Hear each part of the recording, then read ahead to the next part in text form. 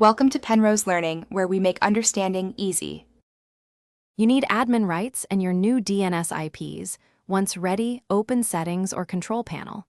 Start by selecting Network and Internet, then choose Change Adapter Options. Right-click your active adapter and pick Properties. This step lets you modify TCP/IP4 or TCP/IP6. Make sure you select the correct protocol. Most users change IP4. Once selected, click Properties again to reveal the fields where DNS addresses go. This begins the concrete change. Don't skip confirming the adapter you're editing.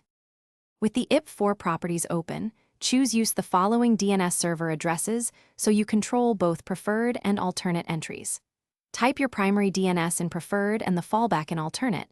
Make sure there are no typos, because an invalid IP breaks resolution. Click OK to close dialogues and apply settings. Next, open an elevated command prompt.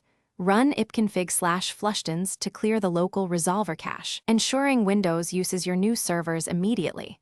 Once done, test by pinging a hostname to confirm resolution. You should now verify by running nslookup or ping to several domains. If names resolve correctly, you're finished. If not, make sure your adapter still has the intended DNS IPs and try switching to the other entry you configured. If problems persist, revert to the previous settings or select Obtain DNS Server Address automatically to test DHCP-provided servers. Also check for VPN or security software that can force DNS and for firewall rules blocking DNS port 53. That single troubleshooting step solves many silent failures. Thanks for watching. If this was helpful, leave a like and consider subscribing. See you next time.